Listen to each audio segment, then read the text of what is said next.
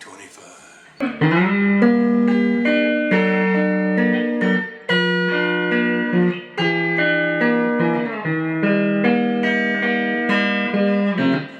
Hey, this is Hammer 357 Mag here. Today we're going to do a quick look at the Ka-Bar Mark 1. Bada bing! Oh yeah.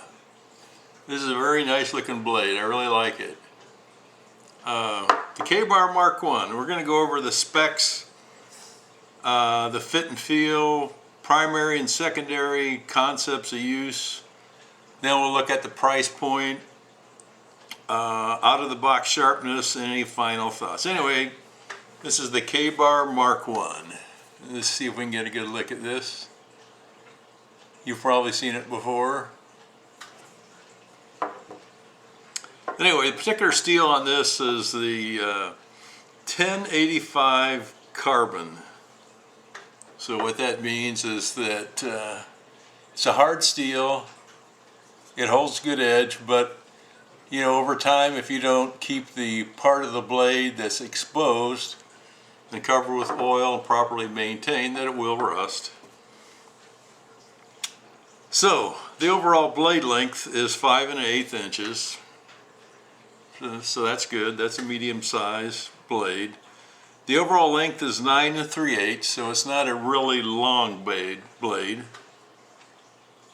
And the blade thickness is 0.165. So it's not the thickest blade, but it's not, you know, thin either. So it's a very durable blade. The actual weight on this is, I look at this as kind of a medium weight blade, especially since you carry it on your waist. It's 7.2 ounces, and the actual handle itself is a Kraton polymer. So again, Kraton polymer has many of the properties of natural rubber, so that makes the blade or the handle flexible. It's got good traction on it, and like rubber, you know, it seals real well, so it doesn't get exposed internally to the elements. And because it's a Kraton instead of the rubber, has better resistance to heat, weathering, and chemicals. This particular blade, it's a full tang blade. As you can see, the tang comes all the way through. And on the butt end, it's kind of a pommel type. There's steel there, so you can, as needed, you can pound things with it. Does not have a lanyard hole on it drilled, so again, was not intended for that. The country of origin on this blade is the USA, and the actual blade finish is an epoxy powder coated, like a lot of the Ka-Bars are. And again, over time, the epoxy coating will rub off under hard use, and so then you need to make sure you're actually treating the blade, you know, and maintaining it with some kind of blade oil. The blade type on this is a clip point blade. So that's where the blade comes out straight and then drops down, then slightly just pulls up. The grind on this one, it's a full flat grind, so the grind goes all the way to the top. And the fit and feel on this, okay, again, it feels really good in a medium sized hand. That's about what mine is. It doesn't have the upper and lower trowel, so you can actually get in here and work with it. But it does have the lower one. Again, the feel on this handle is I would call it sticky.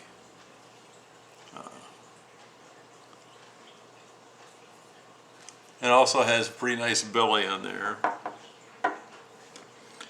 Anyway, it does come with a sheath when you buy this. It's a glass-filled or filled glass nylon sheath. It's made in Taiwan. The blade fits in it pretty well. You'll hear it click in, actually even without the straps on it, it stays in there pretty good. so that's good. But it does come out with minimal effort. So based on my look at this, and also based on the website for Ka-Bar knives, this is predominantly a survival or hunting knife. Again, it was made for the U.S. Navy. As you can see on there, it says U.S. Navy Mark I, and it was built for the U.S. Navy as a survival knife. But the survival knives have a lot of the functions as a hunting knife or camp knife. So again, this one is, under our concept of use, would be the hunting / survival knife. As far as a secondary concept of use, again, it's got a good grip in your hand. It's got a lower troil on it. The only thing that concerned me is it doesn't have an upward troil.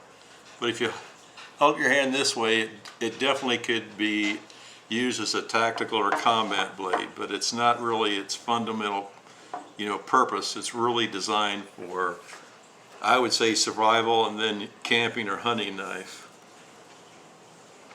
Okay, let's talk about the price point. Right now on eBay, you can pick up this knife for right around $50, which includes shipping. And again, I really like this knife. For a survival knife, this is one of the better ones on the market for its price point. I consider this a high quality, and it's a medium price knife. And again, for the hunting and survival use, I think it's really tailored to that. We'll do a good job at that. Okay, we also want to look at blade sharpness right out of the box. I've never used this knife, so let's check this out. Comes out very sharp. And let's see what we can do here for get a small curl on this.